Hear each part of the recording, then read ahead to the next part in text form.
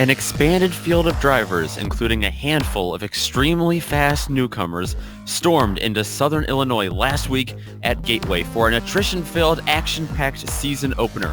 While PRL rookies like Jason Jacoby and Braden Johnson found themselves on the podium, they found themselves behind last season's returning champion, Bradley Holly, who will be able to stop the dominance as we travel to Northern Illinois for round 2. Hello and welcome to the Chicago metropolitan area, more specifically, the small city of Joliet, where a high-banked, very fast and unique 1.5-mile oval plays host to the Precision Racing League NASCAR Truck Series. And you're about to see it all live here on the Global SimRacing Channel. Adam Lindgren joins yours truly, Nick Schmeg, up here in the booth. John Ambrose working in the pits for us this evening, and Sean Ambrose directing with cameras provided by Dougie Beard. Adam, we saw quite a bit of contact occur last week as we had this big field of trucks jam-packed into the Worldwide Technology Raceway at Gateway. Tonight we're still in the Prairie State, but we're at Chicagoland, which is vastly different and has a very different personality. Yes, Nick, it's quite different from Gateway, especially the banking. This 1.5 mile or 2.41 kilometer track has 18 degrees of banking through the corners, and the dog-legged front stretch even has 11 degrees of banking, which is just as much as the maximum banking we saw last week at Gateway. So the track profile is very different to the flat true oval of our opener, but how does that affect the racecraft? The answer is significantly. The high banking and extra quarter mile of Chicagoland create high speeds and an extreme emphasis on downforce and drag effect. With this high of banking, close racing and draft trains will be the name of the game early in the run, with tight in the center and extremely loose off being the mainstay later in the run. Tires will be at a premium, and a fresh set will let you follow close and set up a good attack down the gently curving backstretch. So timing your green flag pit stop correctly with an undercut could lead to you jumping a lot of other drivers in the pits. While the track is 55 feet wide, it feels narrow as the trucks get over 185 miles an hour down the front and back straights, and with the drivers being provided with a very loose setup today, this is sure to be an interesting race. So let's get to it and watch a lap around Chicagoland Speedway in a NASCAR Gander Series truck in our GSRC lap guide. Hello everyone and welcome to the Global Sim Racing Channel. I'm Brian Yazek, taking you for a spin around the Chicagoland Speedway in the GSRC Chevrolet Silverado. Chicagoland is a fun little 1.5 mile oval, gives the drivers a lot of room to run, and it's just a lot of fun in this truck. So down into turn 1, let it float the bottom, roll out of the gas just for a split second, back all the way full throttle, hug that white line, drive it straight out here to the fence, make sure not to touch it. Down the somewhat curved backstretch, down into turn 3, you're really only rolling out about half throttle, back into about that point in the corner, back into the gas, all the way out of the corner. For qualifying times, you might see guys run all the way down here on this flat surface. A little bit quicker, but not really banked, so it could be an issue later in the race. Still, you might be able to run up there in that second groove as the run progresses, but I still think the winner today is going to be the one that can make their truck work on the bottom, coming off the corner the best. Down into turn 3 once again, out of the gas about halfway, let it roll, and then find a set back into the gas right about there.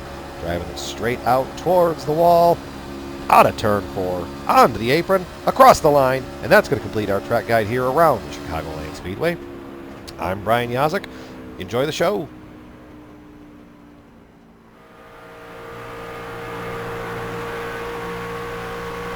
And that lap guide there, as well as this entire broadcast, is being brought to you once again by our season-long sponsor, Established Traffic Control. Founded in 2005, Established Traffic Control is a leader in traffic control and traffic safety in the state of Pennsylvania through maintaining great relationships and providing exceptional customer service. In addition to being able to provide all you need for traffic safety, ETC makes custom signs, from street signs to company logos and everything in between. These custom signs make great gifts and wall decor. You have a design, ETC can make it. Shipping as well is also available. For more information, visit establishedtraffic.com or email Brendan Chatley at bchatley@establishedtraffic.com. Of course, Brendan Chatley, one of the drivers out on track hoping to find themselves in victory lane. But before they get racing, Adam, let's take a look at our race details for today. Definitely. The second round of the PRL Truck Series. We have 85 laps around this track, which is 127.5 miles. We have maximum incidence of 13 tonight, so it's a very slimmed down incident amount for tonight. 85% fuel, as usual, means at least one stop around this track. There will be no fast repairs, and for sure, these drivers are gonna struggle with the fixed setup for tonight, for sure.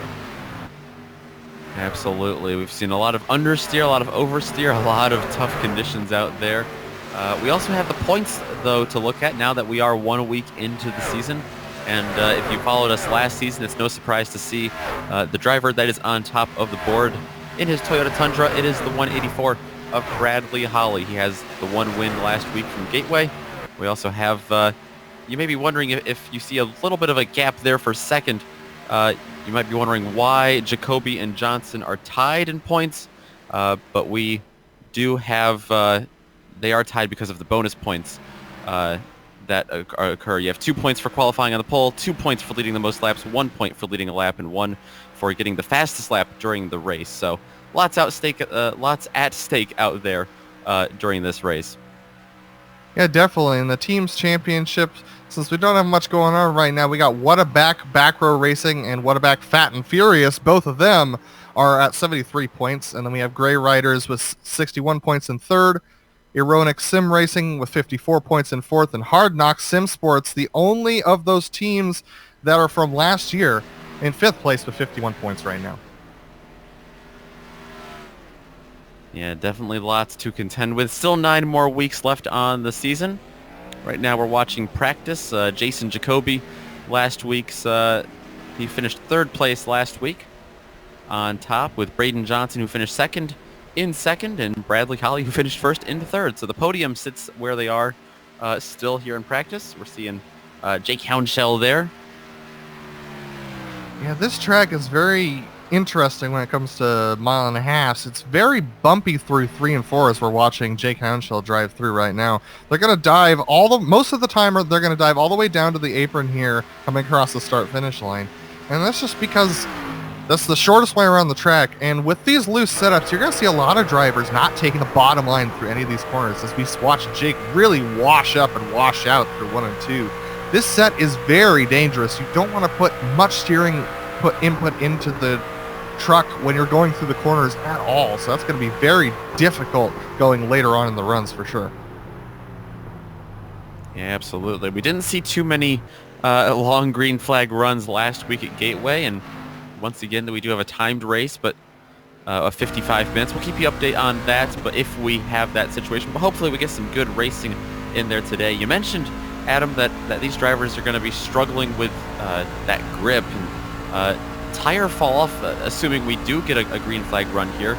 Since this track is banked all the way around and just normally a fairly rough surface, I want to bring in John, who is down there on the GSRC pit box. John, the tire situation, fuels, we saw a couple different strategies last week, but we never really got a chance to see tire wear. What are you expecting to see tonight out of that? Well, I think Adam touched on it at the top of the show. If we get some long green flag runs, and it's the key word, right?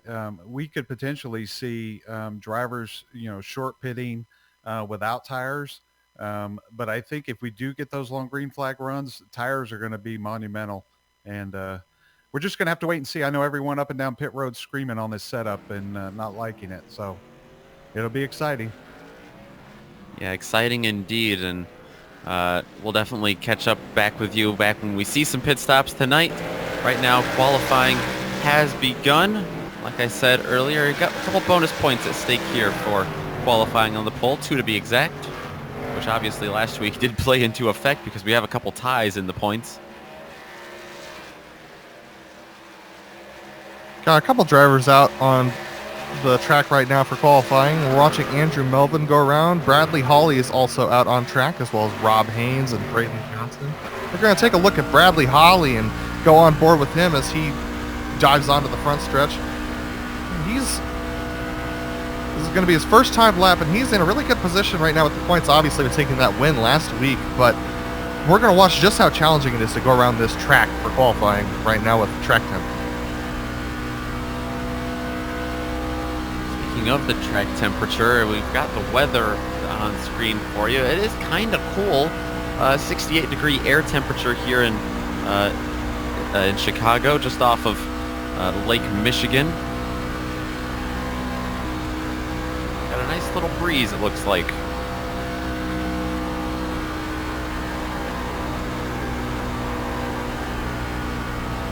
And that first time lap actually puts Bradley Hawley in second position behind Colin Carroll, another new name to the series. And I believe Bradley Hawley hit the outside wall, so unless that was just netcode, that might be as high as he goes tonight.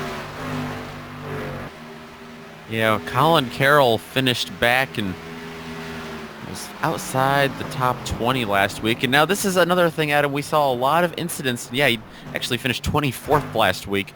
This is something we saw last week. A lot of accidents, catching up a lot of drivers. So maybe last week didn't give us a great example of some of the front-running contenders that we're going to see all year. Maybe they just got caught up in attrition. Colin Carroll might very well have been one of them. He qualified 9th at Gateway. Yeah, and Robert Prasad Jr. is another one. He looks like he's about to start his first time lap, I believe. No, that was his first time lap, 2:25. So, no, this will be his first time lap, yes. Laps are about 30 seconds plus around here. So, yeah, we're going to take a look at Robert Prasad Jr. I mean, hopefully he has better luck than he had last week getting involved in that incident late in the race. Looks like Prasad staying pretty high right now. Might want to just get that truck up to speed. It's something we see in the trucks a lot at 1.5 miles. Runs about a 30.5. Good enough for 14th right now out of 19. And we actually have a new potential pole sitter right now, Jason Jacoby, as you see in the top right of your screen right now, getting that purple lap time. Just 3/100ths of a second actually ahead of Braden Johnson, who took it just a couple of laps ago. So Jason Jacoby is going to take that time and decide to call it for qualifying right now. We're right now looking at Frank Peacock, I believe. Yeah, Jacoby looked awfully strong last week at Gateway. Made the entire race on fuel with the timed race, and then he had the tires just not go in his favor. Bradley Hawley overtook him there, but just like we saw in practice, the podium from last week, Jacoby, Johnson, and Hawley, not quite in that order, but it is tonight. So far at the top of the board, that is your top 3. Taking a look at Charles Sumner, another series regular from last season. He has a chance to redeem himself from his bad accident last week as well. He puts in a 30.8. That's not going to do it. That's going to relegate him all the way back down to 26th position. So unless his second lap is better, he's got a lot of ground to make up. Definitely saw some hard chargers last week as well. So I wouldn't be. I would imagine that Chicagoland actually would provide an easier track to be able to fight your way up through the field, depending on what kind of race plays out.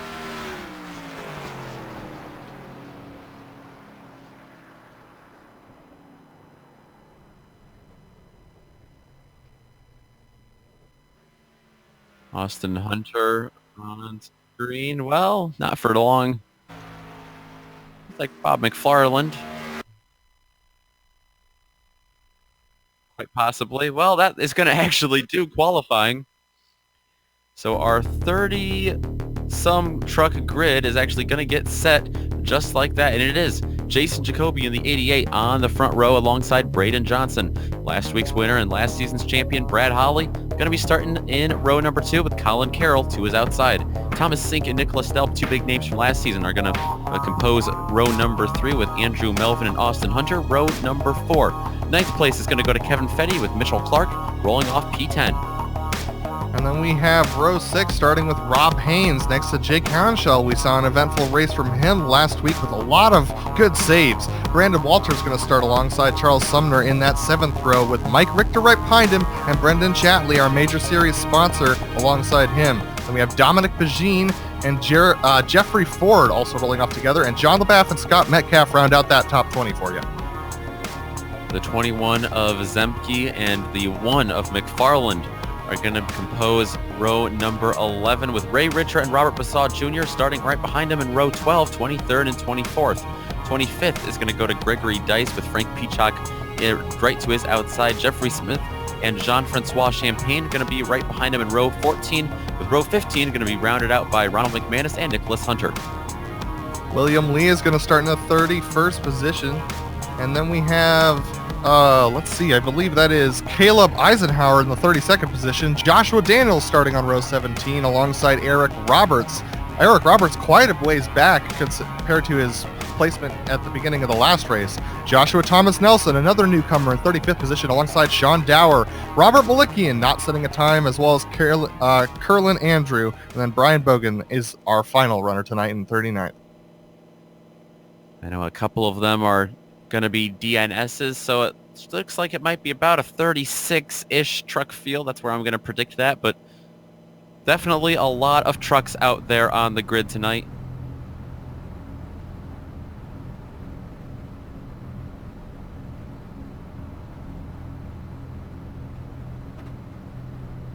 As we wait for the pace car to take off here, it's going to be interesting to see how the track evolution happens as we go further and further into the night. Is this set going to get looser, or is it going to get tighter? Experience would say that it gets tighter, but I'm not entirely sure. Yeah, it's going to be interesting to see. Interesting for sure. The temperature pretty much the same when we checked in on it last, about 76 degrees on track. I think that's all going to come down to how aggressive these guys are. I don't know if they're expecting a long green flag run. They are a lot more familiar with each other now, of course. Yeah, and actually Jake Hounshell, even after his qualifying, is going to take an end-of-the-line penalty for incidents happening last race, I believe. So he's going to start at the back of the pack today.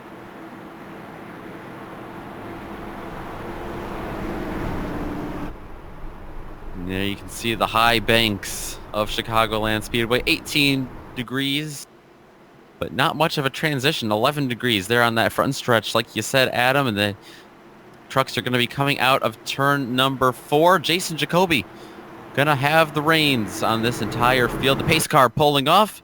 We are about to get set to race once again in the Prairie State. Green flag is in the air here in the PRL NASCAR Truck Series. You can already see the bump draft going on. That is Holly pushing Jacoby. And right behind him, that is Thomas Sink. Yeah, everyone just stranding. I believe it's Andrew Melvin up at the top. But Eric Roberts now, I believe, is taking the lead now. And we have a lot of drivers. They're really fanning out. But Bradley Holly diving down to the inside now underneath Jason Jacoby. And he's going to pull away, I believe, with that lead. It was the driver that started back in third, going to be leading lap number 1. He goes down to the apron, comes back up on the track. Jacoby right behind him. A very clean first lap to what we saw last week. A couple of drivers getting out of the pits now after starting there. A big run for Jacoby down the back. He might take a peek to the inside. Remember, that's Thomas Sink. After starting 5th, has moved into 3rd behind him, but the pass for the lead going on. Jacoby down low, Holly up high, and now put Jacoby back in P1. A commanding move, but that's going to give Bradley Holly a decent run coming down the front stretch. But with the curvature of the track, it actually neutralizes the run for Bradley Holly, and Jason Jacoby leads into 1 and 2. Not enough momentum behind him for Sink, Melvin, and Carroll to be able to catch him. It is still the front 2, and they are side by side once again as Bradley Holly peeks out of line. He dives it down into turn 3. We ride on board with Jacoby through turns 4. Watch Jacoby get a good run here. He's going to give a little bump there to Bradley Holly. Just unsettled a little bit. Wow, as they come up onto the banking. That's extremely dangerous there. Bradley Holly got lucky that he didn't get turned by Jason Jacoby as they go through 1 and 2. But watch the arrow push as Jacoby gets pushed out wide.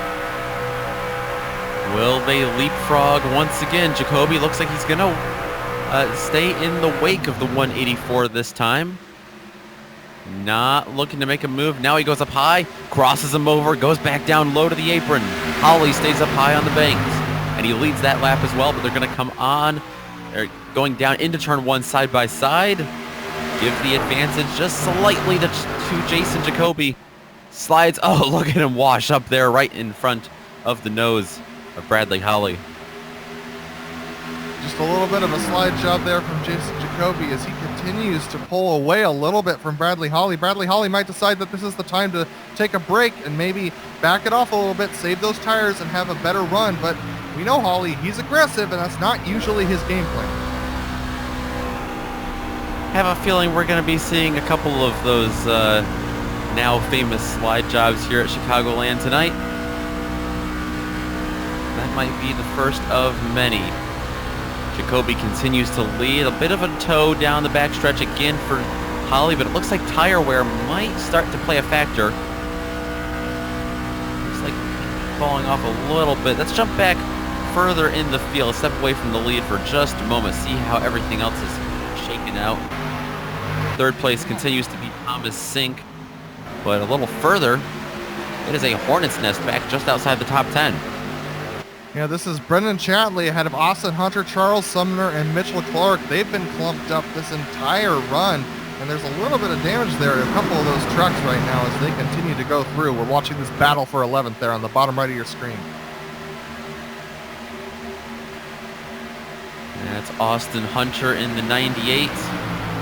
They are 3 wide behind him. John LaBaff, Dominic Bajin, and that third truck was Austin Hunter. Bajin now on the outside of LaBaff as they come through turn 2. Big run for Bajin down the back.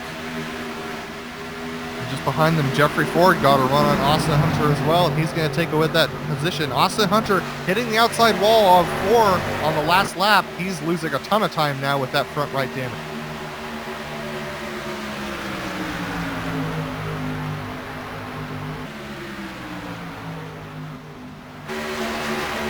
We have our first hitter, Robert Basaw Jr. Is this a scheduled stop? I'm not thinking so. He spun. Looks like on the backstretch. And a caution has come out actually just now. I believe it's Andrew Melvin that has gone around. Oh yes, and Braden Johnson heavily involved in this one as well. This was Melvin in the 37. And Johnson in the 3. It happened in turn 3, and this is a nasty crash for Braden Johnson, the driver who started all the way up in second. And it looks like the 37 didn't realize that the 3 was inside of him, and so he just came down on him a little bit. We're going to take a look again at this wreck here, going back a little bit farther. Look at Braden Johnson. He's got tagged. 77. Yeah.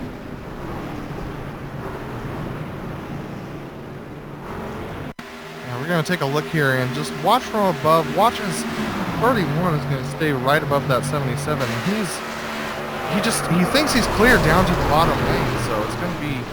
I just think that he didn't realize that the 77 was down there and just decided to take the line, but it wasn't there. Drivers are down in the pits. Our pit reporter, John Ambrose, are you seeing anything besides the entire field down there? Oh yeah, exactly. The entire field's down here. Everyone is changing tires. At least the top 5 people are. Gas, fuel, and they go. Looks like the race off pit road gonna be won by Jacoby. Eric Roberts stayed out, but he was a lap down. He'll be a wave around, so Jacoby should be keeping the lead here. Behind him, it's Holly. And Rob Haynes has moved up into 3rd. He's jumped up from 5th. Yeah, not the best of stops from the top 3. They each had just over 15 seconds, whereas everyone below them was more in the 14-second range. So not the greatest of stops for those top 3, but Jason Jacoby managing to hang on to it along with Bradley Holly, and then Rob Haynes jumping quite a few positions to get up there. One driver that was had a big loss from that pit cycle was Thomas Sink, who went from 3rd to, it looks like, 14th. He had just a terrible time trying to get that truck squared away in the box for the crew to work on. Yeah, he misses pit stall. Colin Carroll spent quite a long time in his pit box, probably getting some repairs done as well. So quite a few drivers struggling on pit road.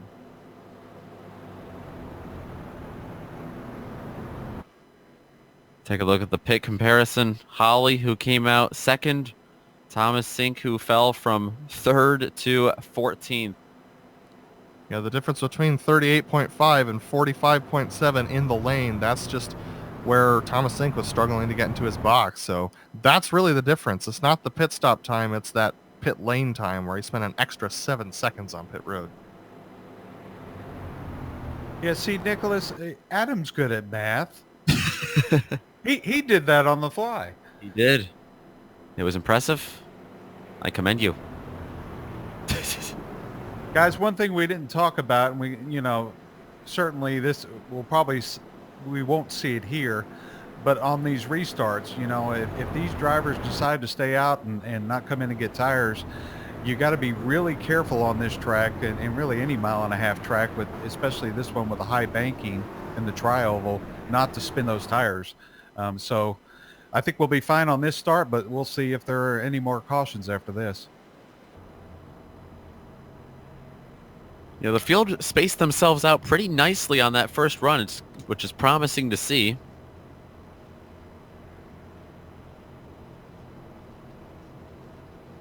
It'll be very interesting to see how Jason Jacoby and Bradley Holly handled this restart. Jason Jacoby had an opportunity to do a restart against Bradley Holly in our season opener last week, and he managed to jump Bradley Holly quite significantly, and he might have been able to win that race were it not for the pit strategy of Bradley Holly and a couple of the other guys. So I think that Jason Jacoby might have a good opportunity to get away with this one. We'll see whether he can do that or if Bradley Holly might be able to stick with him. They come through turns 3 and 4. The iRacing pace car going to be ducking off for the second time this evening.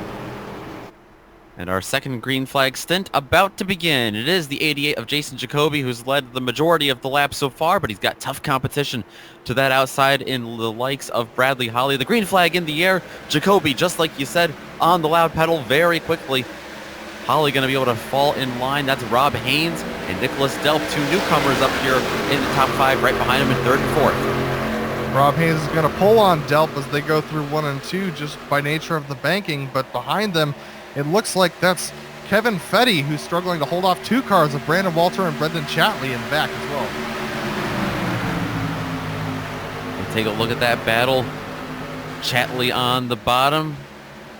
Brandon Walter up top. Like you said, Fetty right in front of him. Side by side there, and for many rows, several back. Even side by side for the lead right now as Bradley Holly dove to the low side. Oh! Jason Jacoby, oh no! Jacoby's gotten into Bradley Holly and spins him around. They both go sliding through the infield grass on the backstretch. No caution yet. He just tried gets out of the wall. It was an unbelievable save there. Still no caution. Brendan Chatley leading the race with Nicholas Delp at second. Dominic Magine getting a run on Nicholas Delp for second position right now, going into 1 and 2. They had incredible scatter there. It wasn't just like 3rd place and them jumped right up. Nicholas Delp fell back. Thought he might be able to take the lead there. Caution has flown now. And this is Charles Sumner, I believe. Yes, Charles Sumner and Mike Richter have gone around. Yeah, the 98 of Sumner.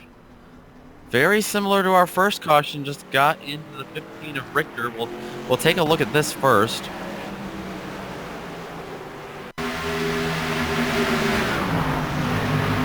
See Sumner on the inside, maybe washing up just a little bit.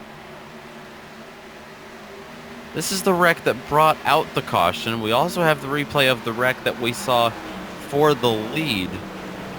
But first, let's take another look at this. Mike Richter from the top.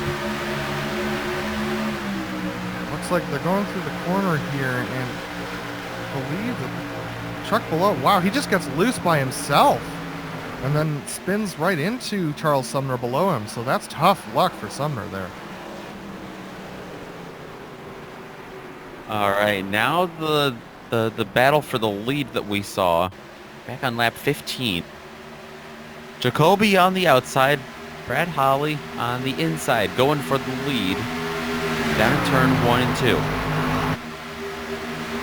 Holly pulls out ahead, and I think he just lets off the gas at a time that Jacoby was not expecting, and Jacoby just rams right into the back of him.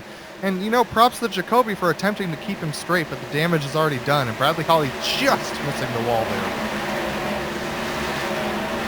Some pretty significant damage from Rob Haynes as well, who got into the back of Jacoby, who we ride on board with now.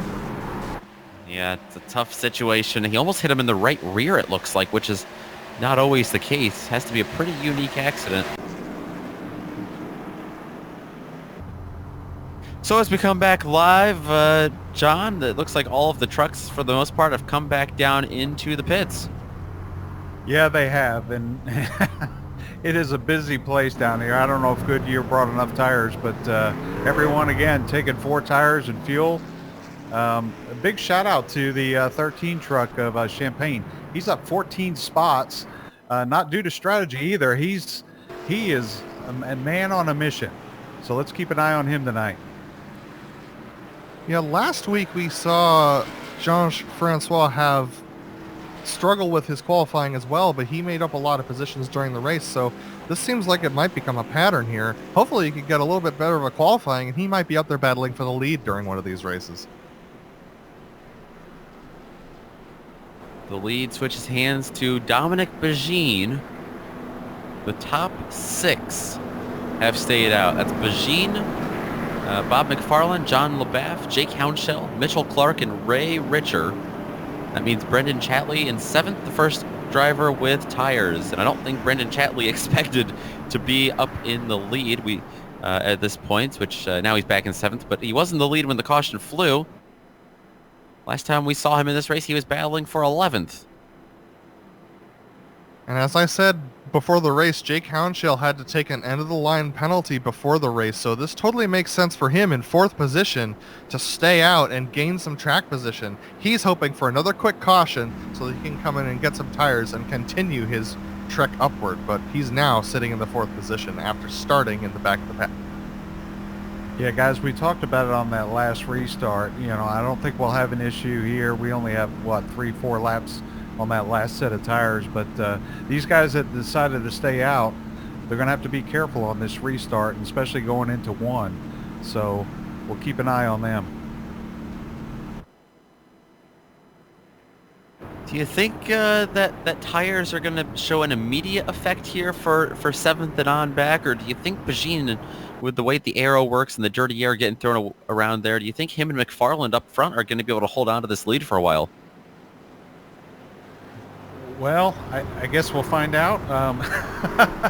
No, I think you're right. I think, the clean air is everything, especially with this setup and the way it's reacting with other trucks around you and just in general. So, again, they only have 3 laps on the last set of tires. The only fear I would have is the cycling of the temperature, but I think they should be in pretty good shape. And quickly before we go back to green, I'd like to report that we have a couple of DNFs already. Robert Basaw Jr., Andrew Melvin, Braden Johnson, and Eric Roberts have all decided to park their trucks for the day. Certainly a shame to see drivers end their days early. Green flag will fly here on the restart, lap number 21 out of 85. It is another new cast of characters up front. Dominic Bagine in the 66. The Canadian Robert McFarland in the 1. From the Carolinas region. Green flag flying once again. Bagine gets on very quickly. They're side by side for 3rd. Now Jake Hounshell going to be able to clear John LeBaff. They all kind of fall in line. A little bit of double file behind him, but looks like Hounshell going to go for that position around McFarland for 2nd. Yeah, McFarland just left the door open down there low, and Jake Hounshell really putting his nose in there and making it clear that he wanted to get by, but the battle really is behind them between Ray Richer and Brendan Chatley. as Ray Richer and Mitchell Clark are side by side right now for that 5th position. Chatley has not been able to make up any ground so far. He's looking to get around at least Ray Richer there, the 44 truck on the outside. Mitchell Clark, though, has him boxed in on the inside as they come off the apron. He's trying to use those fresher tires to his advantage. So far, not much. They're going to slide up. He's going to make it 3 wide, a little bit of contact. And who is that behind him looking for 4 wide? It's Rob Haynes in the 29. Rob Haynes making good progress. He looks at 3 wide, but decides better of it. That was a good move by him. But those tires really are showing their mettle right here early on. Rob Haynes and Brendan Chatley can really get good grip off the corner, and that's allowing them to make slingshot passes down the inside.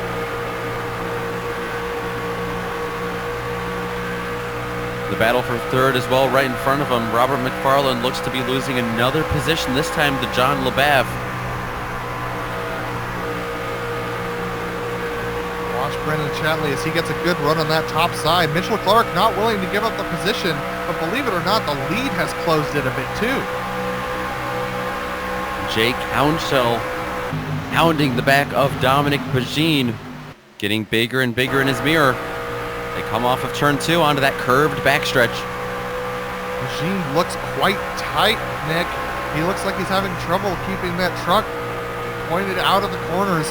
Watch him stay high. He drifts up here. Jake Hounshell able to hold that white line as they exit 3 and 4. Pagine on the outside, Hounshell on the inside. Hounshell with a slight advantage. Is he going to be able to slide up in front of him? I think he's going to have to make it work, and he does.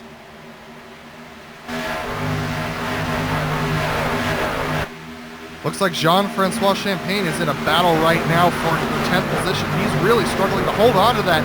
Ray Richer will back quite a few positions, but Jean-Francois, like we said during that break, like John pointed out, he's making inroads here as he passes Jeffrey Ford there on the front stretch. He's really moving forward. They get very close to each other's quarter panels. It's always a little nerve-wracking to see. Ford on the back of Francois Champagne. Ray Richer on the back of the 95 there of Ford. And look at it on the bottom, Bradley Holly just going by everyone. Bradley Holly intent on getting back up there to the lead. He has a little bit of rear end damage, but that's not going to affect his truck that much with the speeds we're running today and the emphasis on front aerodynamics. But just up ahead of him, Brendan Chatley's trying to make his way. He's actually in a battle with Rob Haynes for that 4th position.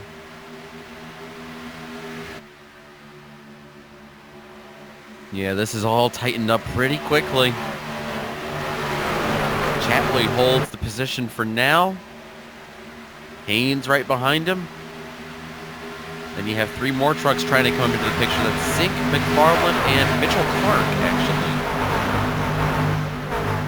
And I'll report on one driver who's just gone backwards since the start. Ray Richer, who started up there in the top 5. He has just gone backwards, and now he's holding up a big pack of cars back there in the 12th position.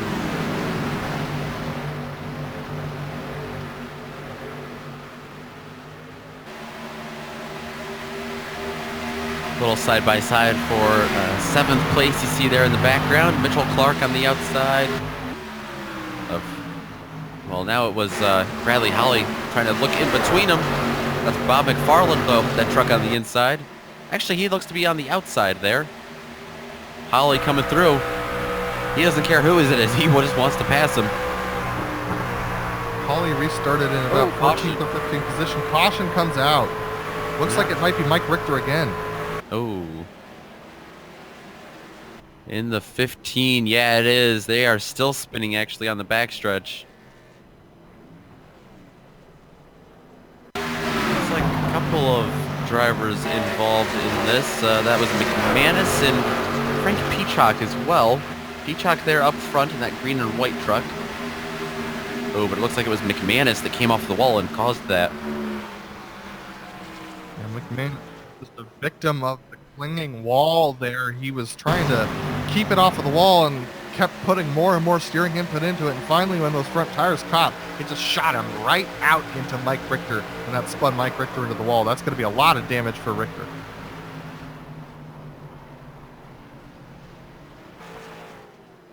I know Peacock went by, but I think that It was Robert Malikian that went by initially. Yeah, it's right on with Malikian in the 18 truck. He had a pretty good view of this, maybe a little disconcerting one, but a good view nonetheless. Yeah, you may think, it's fun to watch replays, when you're sitting at home, but when you're driving in a truck like this and you see that smoke come up in front of you, you turn down and you just pray to whatever God you believe in that you're not going to get involved in it. Well, John, they have headed your way once again. Yeah, and the same song. Everyone's doing the same thing. 4 tires and fuel, and Adam keeps mentioning it, and we're seeing it on screen. But I think from here they can go the rest of the way on the fuel they have. But if you're coming in the pits, you've got to take it. You need that extra rear weight, especially with that these trucks being really tight, snap loose off. That extra fuel and that extra weight is going to be something you really want. Now, this to me seems like a great situation for someone like Jake Hounshell, who had that EOL penalty to start the race. So the grid has him qualifying 12th, but he essentially started at the tail end of things tonight. Great strategy to stay out on that last caution and to risk it a little bit. If they had a long green flag run, that might not have ended too well for the O2 machine. But now that we had a fairly quick caution, he basically has been gifted the lead here on fresh tires. Yeah, it's really interesting. We have a lot of series regulars from last year up there at the front of the pack. We have Jake Hounshell in first, John LaBaff right behind him in second place. Thomas Sink is in the third position, Rob Haynes in the fourth position, and Bradley Hawley, even after all of his incidents, has come out in the fifth position for this next restart. Bradley Hawley looks to be in a lot better shape than Jason Jacoby, who is back in 12th. He has still fought his way up through the field. He's got a lot of rear end damage and a little bit on the front end of that 88 Silverado, but we'll have to keep an eye on him and Hawley alike to see if they can fight their way back up through the field. Yeah, we had an incident, an interesting thing happened on pit road. Dominic Bagine had trouble getting into his box, and he decided to bail on tires and fuel and just come out. So he's come out in the 10th position, but he's going to be struggling on this next restart because he has no tires, no fuel. So he's going to be in a real tough spot.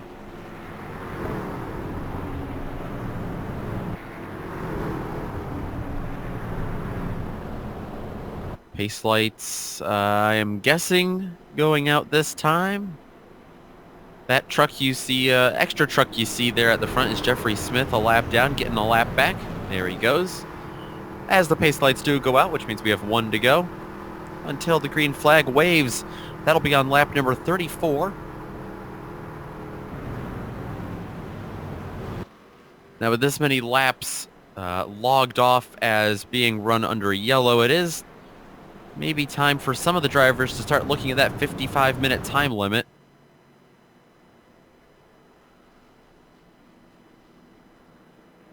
Yeah, John, what do you think about the time? Do you I think I'm looking at it, I'm thinking 1 more caution. Is that about right? Yeah, I'm thinking that as well. Yeah, we saw quite a few cautions pile up at Gateway, but of course Gateway a little bit of a smaller track. Maybe faster caution laps there. Well, we'll have to see. One driver that just wants to stay out front and not mind any of the laps or the time or anything is Jake Hounshell. He leads this race, round 2 of the PRL NASCAR Truck Series here from Chicagoland. Green flag out. He waits pretty long, actually. John LaBaff there on the outside. That caused him not to get a great start at all. That's going to allow Thomas Sink on the inside to maybe even clear him before they get to turn 1. He will. Thomas Sink's been struggling to get up to the field, but he makes a good move this time and is able to get a good restart to get up to that 2nd position. But Bradley Hawley from 5th position follows him through into 3rd. Now he's up there challenging for the lead. We have 3 wide behind him for 12th, 13th, and 14th positions. Looks like they've gotten themselves a little bit sorted out for now. They are double file for a long ways back, though. Houndshell gonna be your leader. But the battle for second might pick up here soon because Holly has caught Sink and he is gonna look for the pass. They're side by side behind him for fourth. LeBaff on the outside, Mitchell Clark on the inside. And Rob Haynes waiting to pick a line.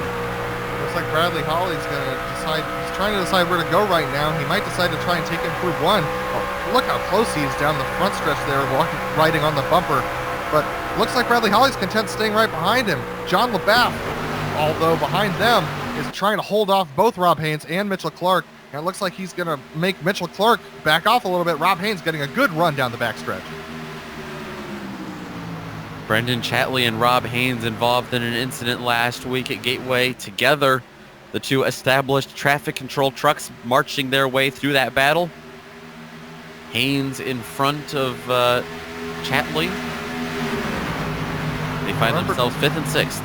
And remember, on 2 cautions ago, Brendan Chatley pitted from the lead, so he's trying to regain those positions. And so he's struggling now with the fact that almost everyone has pitted multiple times. But John LeBaff is actually one who has only pitted twice this race, so he's one of the beneficiaries of that early pit maneuver. But Bradley Holly is trying to pull up now in front of Thomas Sink as we go back and take a look down at a battle. Wow, 3 wide there across the front stretch. And who else but Jason Jacoby to be found right in the middle of that. Nick Delp was on the bottom. He got through there, though. And that is Colin Carroll and Brandon Walter on the outside. Oh, a little bit of contact with Carroll and Jacoby coming off of turn 2. They keep those points. They keep the trucks pointed forward for now. Jacoby having no luck. He's really getting sandwiched here. He knows he's faster than these guys, but he just can't get it going as he's stuck behind Nicholas Delp there on the bottom side.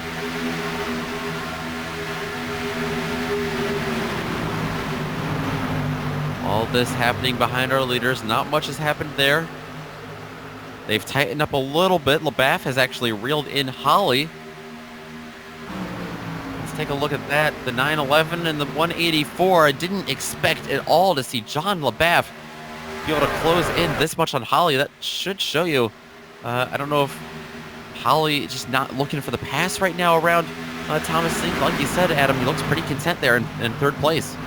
Yeah, and I think that's because he knows that Thomas Sink is faster than Jake Houndshell. We're watching those Bradley Holly and Thomas Sink really climb up to the back of Jake Houndshell. Jake Houndshell struggling a little bit on tires, so it's going to be interesting to see whether or not those 2 guys can make it by, but Thomas Sink really putting the challenge on Jake Houndshell now as they go onto the front stretch. He's going to take a look side by side on the apron. Houndshell led that lap by 3/100ths of a second. But now it's Thomas Sink on the bottom, and he's going to try to get Holly to follow him for the lead. Now it's a side-by-side for second with Holly on the inside. Bradley Holly taking away that bottom line from Jake Houndshell. That's going to force him to take a higher line that's slower through the corner. But if Jake Houndshell can keep his foot in it, he just can't. Bradley Holly's going to slide up and block that position. And now Bradley Holly's one more spot away from leading this race again.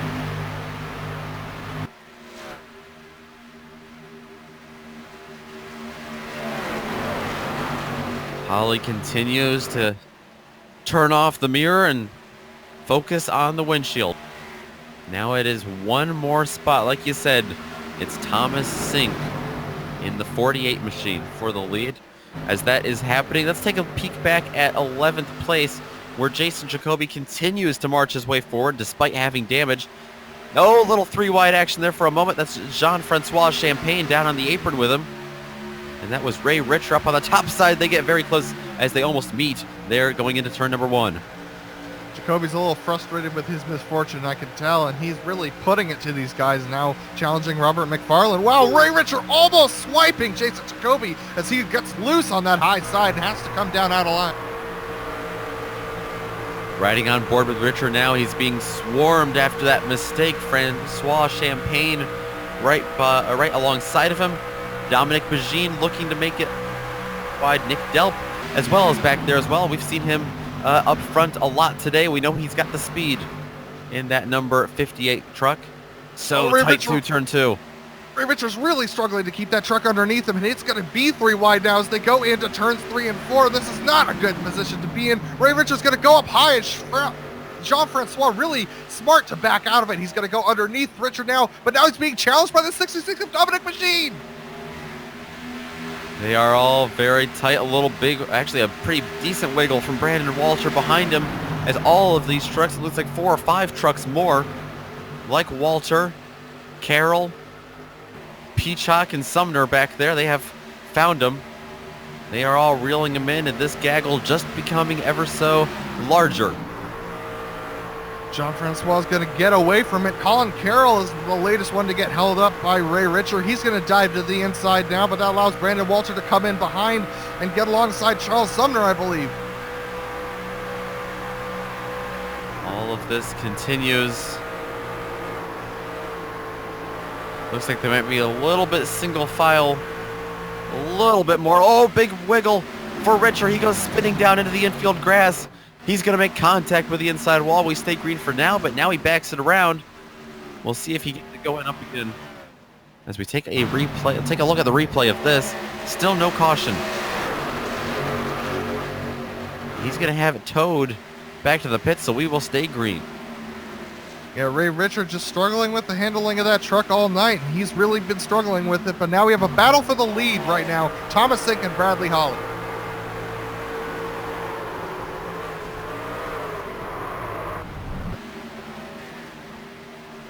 Back to the lead, it is Bradley Holly, who has the nose ahead coming out of turn 4 and onto the front stretch. He led that time by. He's going to slide up in front of Thomas Sink, and that draft he uses to his advantage. New leader here at Chicagoland. It's last week's winner, Bradley Holly. Thomas Sink's not about to give up, though. We know how aggressive he is when he knows that he's close to something good. He knows he's almost there in the lead, so he's going to keep challenging. But it's going to be difficult here with the arrow push as we see him struggle to keep it down on that white line. But he's got a good run out of 1 and 2 now with Bradley Holly really struggling to keep the rear traction going. But he slips a little bit getting onto that bottom line. He almost hits the wall at the top. I can also report we had a pass for 4th place. Robert Haynes got around John LeBaff. He's another one that we saw on those fresher tires earlier in the run. He continues to look forward. Now he's trying to get around Jake Hounshell for 3rd. Really tight down in turn 3. He's really struggling to keep that truck down there as well. But Jake Hounshell, he's struggling to get the power down. Those rear tires starting to give up the ghost. Now they're going to go 3 wide, it looks like, next to this left truck, the 21. That's Adam Zemke, who has found trouble earlier in the race. They're all going to get around him here. John LeBaff becoming the next one. Might cause a 3-truck battle here for 3rd, though, if LeBaff can stay with him. Hounshell continues to lead this group. And we're seeing a lot of mid-pack trucks starting to struggle with grip here. They're struggling with tight through the center and extreme snap loose off. So we're going to see these gaps start to widen, I believe. We're going to go look at P14. Robert McFarland getting passed by Frank Peacock.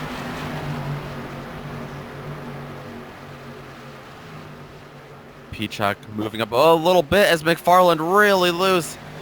Bob's going to try to take it down to the infield grass on the backstretch. We've seen a lot of trucks go down there so far tonight.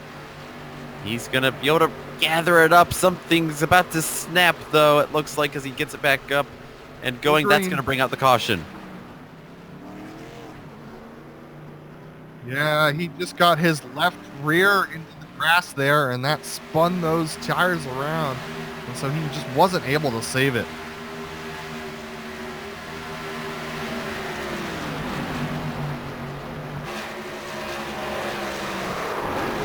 Yeah, exactly. Just a little, very snappy. I don't know if he was off a set of tires or something.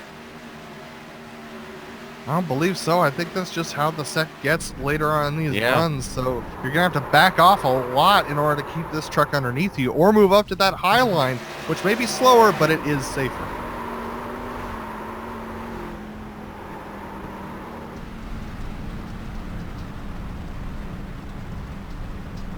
Well, John, you mentioned that Goodyear, we hope, brought enough tires for this race. I think that I mean, that looked like we right there.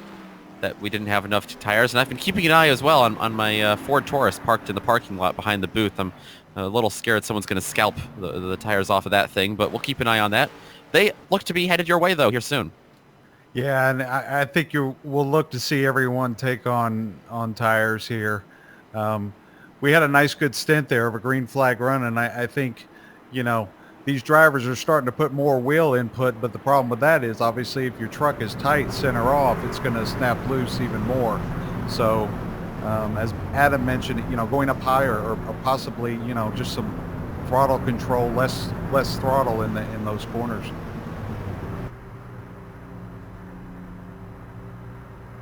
But here we have the leader coming into the pits now. He is taking on tires and fuel.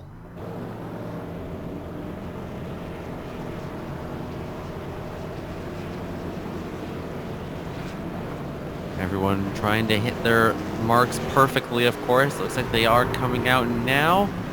And this is interesting. Thomas Sink looks to be ahead. Was that a 4-tire stop for Thomas Sink as well, John? Yes, it was. It was a great stop. 14.2 seconds. So a little comparison here between him and Bradley Holly. Oh, it's close, but you can see the stop. Yeah, in the box, just so much more perfect for the 48 of Sink.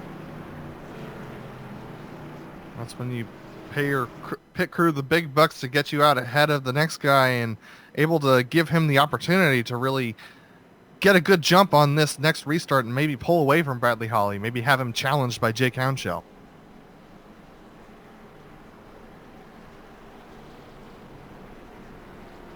Hopefully that pit crew is getting paid decently. That is Whataback Racing, not Greenback Racing, but close enough. And Nick and John, we were talking about, I know, John, you mentioned Jean-Francois Champagne, but throughout that last run, he was just stuck there in that 13th position in that big gaggle of trucks. I mean, with all the struggles that Ray Richer was having holding on to the truck, I mean, it's a miracle that he was able to survive all that, but he's been stuck down in the 13th position, unable to move forward that entire last run. Yeah, I think they have a lot to learn on what Sink and Holly did that last run. They kind of stayed, nose to tail, kind of got away from the third place truck. And so, as you mentioned, the 13 truck, he was just bound in between 2 and 3 vehicles at a time. And I think that's just a case of burning up your stuff really quick and not having anything when you're, out in clean air.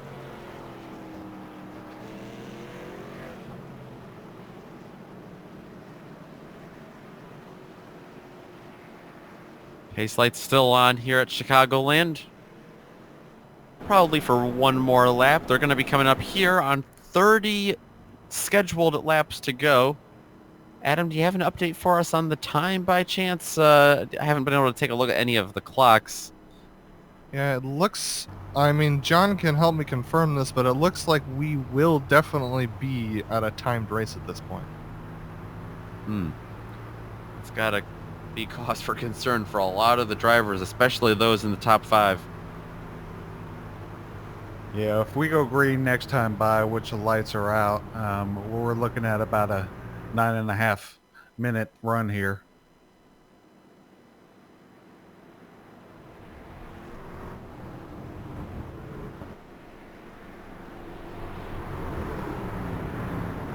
Well, that is definitely going to be, what is that? 30-second laps, about 18 laps or so, maybe 17. We'll have to see. Once again, if we go green. So we might be about a dozen laps short as of now. Either way, lots of different leaders tonight. Lots of different bonus points handed out for leading a lap. The newest one to add to that list is Thomas Sink. He's going to wheel him around turns 3 and 4, leading. It looks like we have 24 trucks still on the lead lap. He's got Holly to his outside once again. The green flag is out. He waits until the very last part of the restart box, and he gets going. Right behind him, it's Hounshell and Haynes trying to push whoever they can in front of him. Yeah, it looks like that really bottled up the rest of the field, but this front pack of about 10 to 12, 13 now trucks really bottled up next to one another. They're going to be scrapping for positions as they go down the back stretch. Houndshell able to get around Bradley Holly. Now Holly's going to slot down onto the inside. He's going to be looking for that. I expect him to dive to the apron. Don't look now, but for just a little bit further back, I see a bright teal truck with a yellow spoiler. That's Jason Jacoby, already inside the top, well, looking to be inside the top 5 here soon. Yeah, Jason Jacoby really using everything he's got, but we have a nice battle there with Rob Haynes down. Oh, I don't believe it's Jake Houndshell is trying to hold off Bradley Holly, but Bradley Holly really good on that bottom side, but he's getting pressured now by Rob Haynes. Holly able to clear him on the front stretch. He slides back up in front of Houndshell on the outside, Haynes on the inside. They storm down turns 1 and 2 again. A little bit wide there for Haynes. Houndshell having to take evasive action. Bradley Holly doing a really good job of taking the air off the nose of both the trucks behind him before getting into that turn. That's not going to be seen as a very respectful move, but it's getting him the position, and now he's off chasing after Thomas Sink. And right behind that side-by-side Houndshell and Haynes, Jason Jacoby is on the inside of Brendan Chatley, too. New names joining the party here. That is the battle there for 5th. Jacoby with the nose ahead. Rob Haynes, the truck in front of him. He's in an established traffic control sandwich right now. One of these guys is going to have to give up the ghost if they're going to try and keep up with these top 2 trucks. Rob Haynes or Jake Houndshell, they're going to have to let it go, because otherwise these top 2 trucks of Thomas Sink and Bradley Holly are going to pull away even more, and they're using up so much of their stuff for this battle side by side.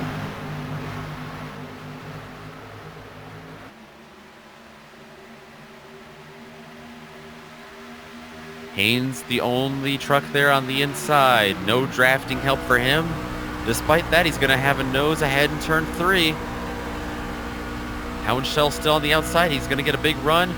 We might want to jump to the lead here soon, though, because Holly got a big run out of turn 4 and got a big draft onto the back of Thomas Sink. And Bradley Holly really challenging for that lead. He's going to go for it as soon as he can. They've been single file long enough that they've definitely broken away from that back pack. So now's the chance for Bradley Holly to make a pass by Thomas Sink and really start taking off into the sunset here. Before he takes off into the sunset, he's got to get around him. He's got to find a way. He looks down to the inside once again. Hugging the grass there, the yellow line way down on the apron. And Jake Houndshell has cleared Rob Haynes now, so that may allow Jake Houndshell to start pulling up to these 2 if they start to battle. So Bradley Holly's got to make this move, and he's got to make it now. Behind him, I can report that Jacoby's gotten around Haynes. We ride on board with Houndshell, but looking forward at this battle for the lead. Holly looking once again, but again, Sink seals him off. Yeah, Holly almost pushing Thomas Sink through these corners as we look at the distance that Jake Houndshell has to close, but he is closing it. He is gaining on those 2 a little bit each lap.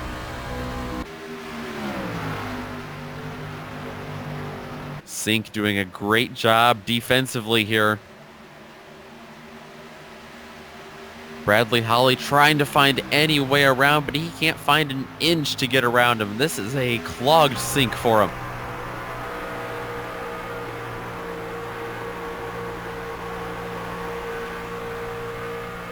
We are looking at 11 more laps green as we ride on board way down low with Holly.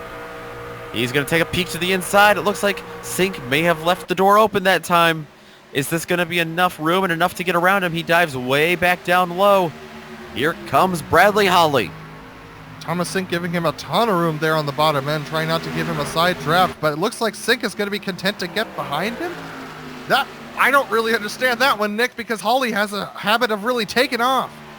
He might be trying a bit of the crossover. But still, down into turn 3 with about half a truck length in between them. Jake Hounshell's really starting to reel them in. He's closed the gap to about 3/4 of a second. But over the last couple laps, it hasn't been quite enough. Thomas Sink, he's really going to have to stick with him. But Bradley Holly's known for taking off in the sunset, so it's going to be difficult. These trucks are starting to string out as they get longer into this run. And for the most part, they have gone single file behind him as well. Houndshell still in third with a bit of a gap back to Haynes in fourth, Jacoby in fifth.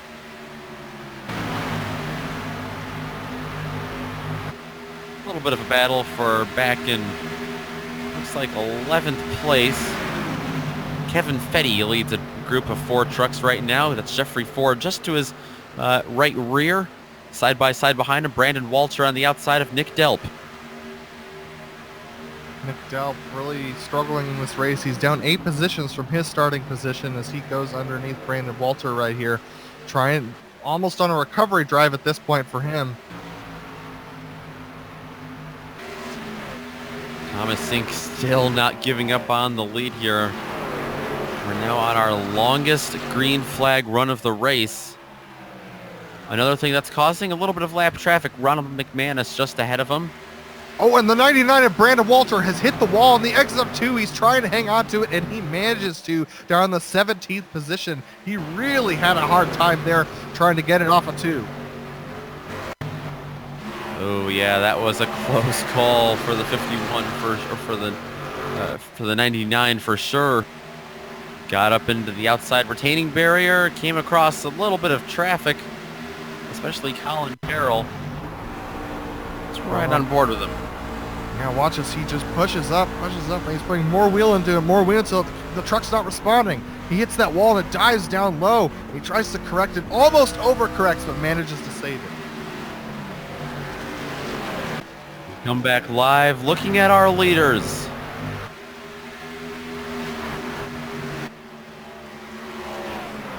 Bradley Holly not really gapping Thomas Sink that much. I think Sink is actually managing the gap pretty well, but behind them, Rob Haynes getting a good run on Jake Hounshell now for 3rd position. Haynes trying to find himself a spot on the podium. Down on the inside, sliding up a little bit. You can definitely see that tire wear starting to take effect here at Chicagoland. Both trucks now side by side, but on the apron. And the apron's going to be a more and more dangerous place to go as we get later in this run. Because when you go to that apron, some of the tires actually get airborne. And wow, Rob Haynes actually goes around. A little bit of a slide. The caution comes out. He slides it back up. Oh my goodness. Huge contact. That is Nicholas Delp that came in and rear-ended him.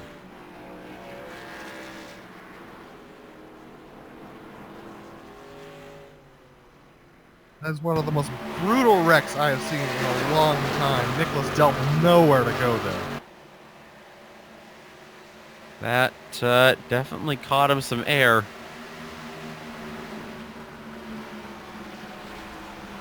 Just nowhere to go. It looked very similar as we go on board with Delp to Austin Dillon a couple years ago at Talladega, just going straight up into the air.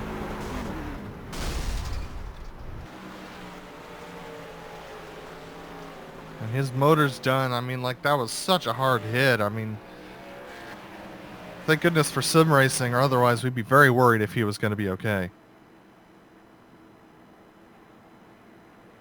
So we have some pit stops here, which I gotta be honest, I'm kind of surprised to see. Jason Jacoby stays out. If we have a timed race and we're getting low on time, I'm a little bit surprised to see so many drivers pit. And we have about 3.5 minutes left. Yeah. So, John, what's going on down there in the pits? Guys, I'm like you. I am just shocked at the front runners here in pit lane. Looks like the 48 just took fuel, and the 84 is taking 4 tires. So this is a really interesting strategy here. With about 3.5 minutes, now about 3 minutes. Yeah, it's. I mean, by the time we get back going green, wow. Yeah, there'll be probably maybe a minute left of racing, so there's no way Bradley Holly can make up 9 positions in that amount of time. That's Yeah. an interesting call for him. Yeah, it's only going to be at 1 or 2 laps, I would imagine. We'll see if... I don't think the pace lights are going to be going out this time. They might. Yeah, interestingly enough, I mean, they were running about 4/10 slower than they were on fresh tires. So the strategy that the 184 truck is running is going to be unique.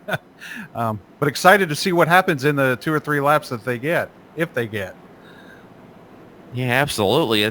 I mean, we have seen on a couple of runs and pace lights staying on here too, so that's going to be a big loss for Bradley Holly, because we're ticking away at about 1 minute and 25. I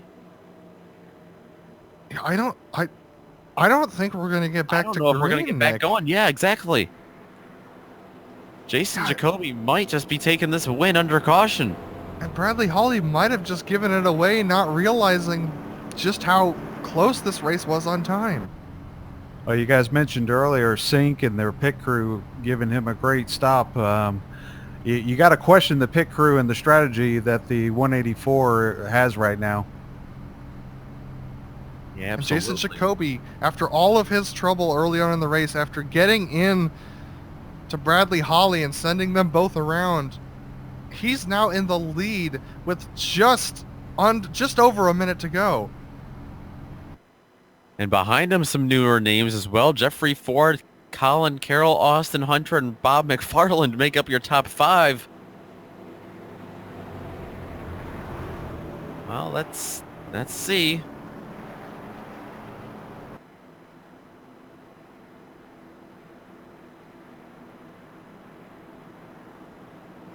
Pace lights are going to be going out. A 1-lap shootout then. All right, guys, this is going to be interesting. Buckle up and hold on tight. Yeah, John, how bad do you think the wheel spin's going to be now that they've had 22 laps on these tires? Yeah, that's the key. Jacoby's really got to be, diligent with that gas pedal. He's got to be smooth and just kind of ease into it, because he could wipe out the top 10 trucks here on it. Thomas Sink and Bradley Holly are back in 8th and 9th. Houndshell in 10th. It's the top 7 with old tires.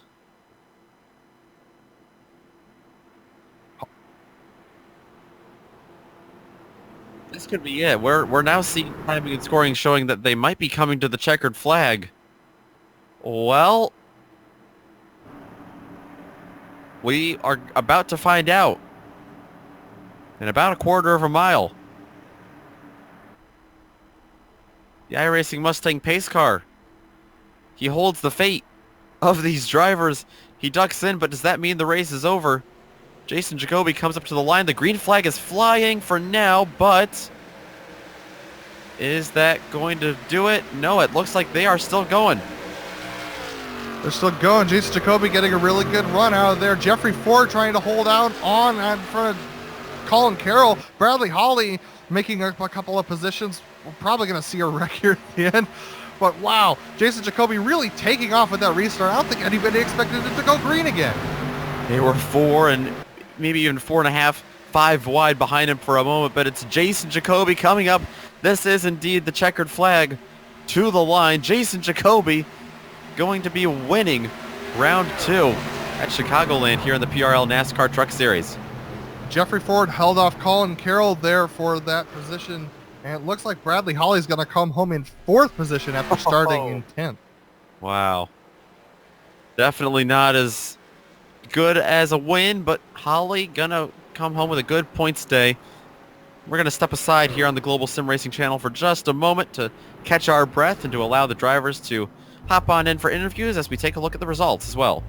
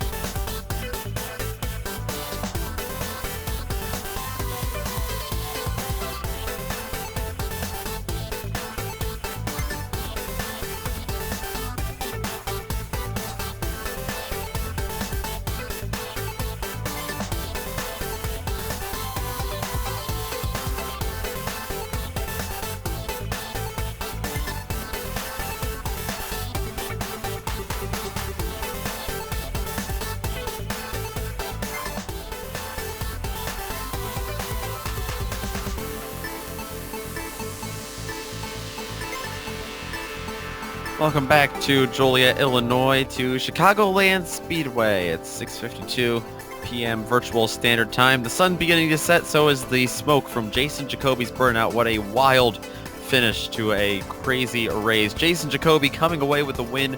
A surprise win out of nowhere, not based off of his speed, but off of the strategy just a little bit. Jeffrey Ford and Colin Carroll, fantastic finishes for them.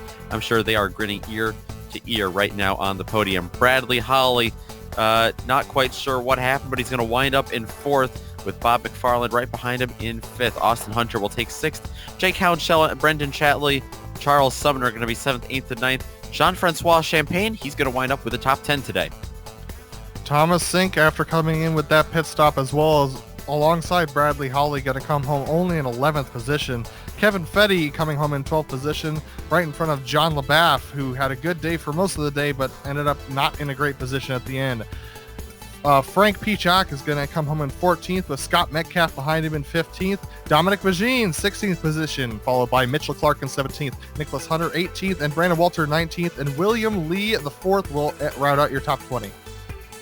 Brian Brogan going to be in 21st. The last truck on the lead lap, actually. That's going to hand things over there. 3 laps down to Robert Malikian in 22nd, then 3 trucks 5 laps down. All going to be Rob Haynes, Nick Delp, Ronald McManus rounding out your top 25. Your DNFs begin with Gregory Dice in 26th, Adam Zemke, Jeffrey Smith, Ray Richer, and Mike Richter rounding out the top 30. Then we have Eric Roberts, Andrew Melvin, Braden Johnson, Robert Bassad Jr., all your final DNFs. And then the DNSs are Sean Dower, Caleb Eisenhower, Joshua Daniels, Joshua Thomas Nelson, and Carolyn Andrew. And there you have it. All 39 drivers that have crossed the line. Pretty crazy finish. Looks like we have Jake Hounshell ready to talk to us. He was one of those drivers that went into the pits late, and he wound up in 7th place. Let's see if we can pull him in here. There he is. Jake, you wind up 7th place tonight, but quite the strategy call for a lot of the front runners, including yourself there at the end. Wow, thanks. I took an EOL there to start because I'm trying to learn a couple of tips from my brother. He seems to finish pretty well most of the time when he does that. But yeah, it worked out, staying out that one caution, and I was up front the rest of the race. It was actually a lot of fun. Yeah, absolutely. So at the end there, were you one of the ones that pitted with on the last caution there? I think you were running 3rd at the time. Yeah, I did pit. I was just thinking I needed to set up some kind of race timer because it never even crossed my mind that we were close to the end. If I had known that, I would never have pitted. Yeah, that was probably the issue that many people had. I was wondering about that, but nonetheless, 7th place, great results. Hopefully we get to talk to you again here in the booth eventually when you wind up on the podium for one of these races. That would be sweet. I'm really giving him my all, man. All right, we're going to let you go have a good night. We're going to talk to some of our winners and top finishers, but we will definitely see you next week here on the GSRC. All right, guys, I appreciate it. I just want to say thanks to you guys for putting on these broadcasts. It really means a lot to some of us out here. Thanks for everybody watching. It was a really fun race. There's Jake Hounshell finishing 7th place tonight. We have another interview here. This is Colin Carroll finishing 3rd, who's caught up with Adam. Absolutely. Colin Carroll, what a surprise finish with the way that the pit stops wound out at the end of that timed race. What did you think when those drivers pulled into the pits in front of you? Yeah, first of all, the Caliber Custom Coating Tundra was really fast. We qualified 4th, just got caught up in a pit road accident and really couldn't get through the field. So towards the end of the race, I saw the opportunity. We decided, might as well just try it with the time running to an end, and saw us a place for some track position and knew that we could probably hold it off if we had enough guys behind us in the same situation, and we did. So it's pretty exciting finish and just really excited for Hard Knock Sim Sports. It's actually our first league in first 3 races as a team. So podium is definitely an exciting finish. Awesome. Well, based upon what you said with the challenge in the pits, how was it battling through the middle of the pack in those middle stints? It was fun racing. Just definitely there's a distinct line for speed, and if you can't get to that line, you're kind of in a bit of a hornet's nest. But we managed to slowly pick our way through the field and kind of just seize the opportunity there at the end to gain a lot of spots and just kind of put it in the trust in myself and in the car to hold everybody off there. Awesome. Well, great P3, and we hope to talk to you later on in the season. Yeah, thanks, guys. Appreciate it. Awesome. And that was Colin Carroll. And I believe we have also caught up with Jeffrey Ford. We have indeed. Jeffrey is going to be winding up in second this evening. Another one of those drivers, just like Colin, that just stayed out there at the end, and it paid off for you. Jeffrey, do you have a copy? Yeah, I got a copy. Yeah, that's basically what happened. Was I kind of did the math in my head with the time left, and I saw my teammate stayed out, so I just stayed out right with them, thinking that if the time didn't end, we were only going to have one lap. So I figured I was sitting back in ninth. I didn't have much to lose. The furthest I could fall back is ninth, so it made sense to stay out. Yeah, absolutely. So just finally, before we let you go here for this evening, battling earlier in the run, were tires a big factor? I saw a couple of drivers, yourself included, just get stuck in the middle of traffic a lot of times, and then the dirty air and tires conditions out there. How were they today?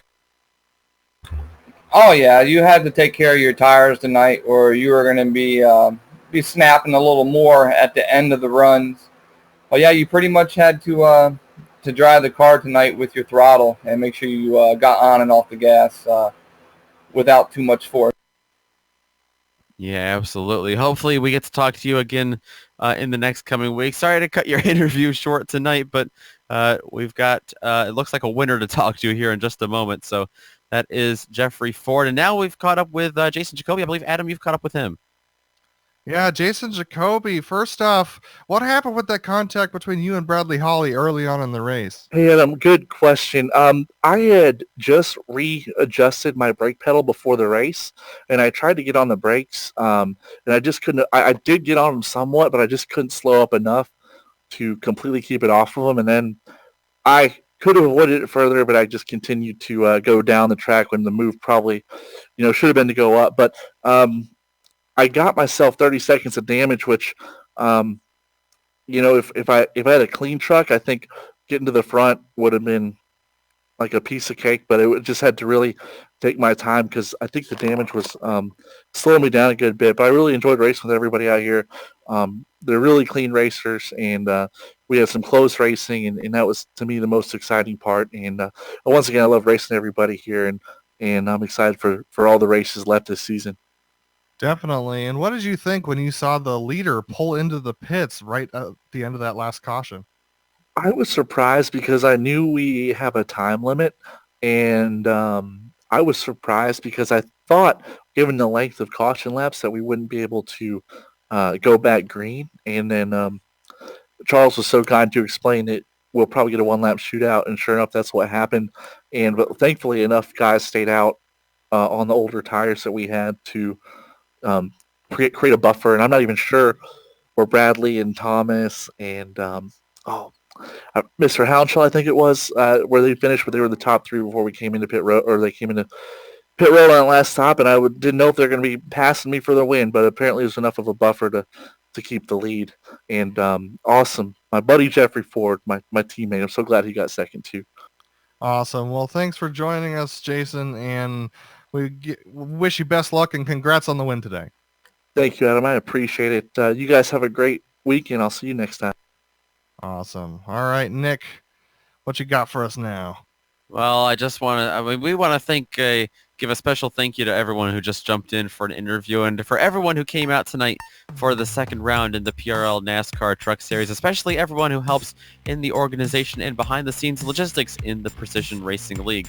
We also want to thank the Established Traffic Control once again for sponsoring tonight's race, and an additional thanks to all the amazing companies that provide the software and hardware that we use to create a GSRC production for you. We also, of course, want to thank the very talented June Lalonde, who provides our music.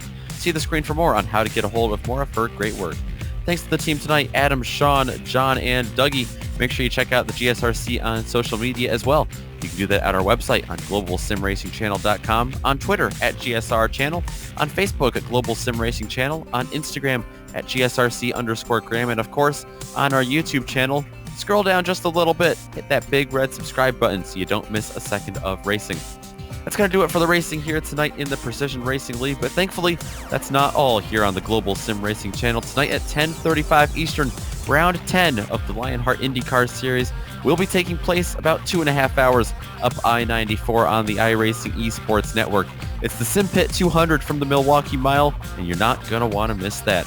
The PRL NASCAR Truck Series will as well be back next Wednesday night at 9 p.m. Eastern for round 3 on the high banks of Daytona for some phenomenal on-track action. Make sure to mark that down on your calendar as well. Finally, with all that being said, thank you so much for joining us tonight. And until next time, race clean, race hard, and we'll see you on the track.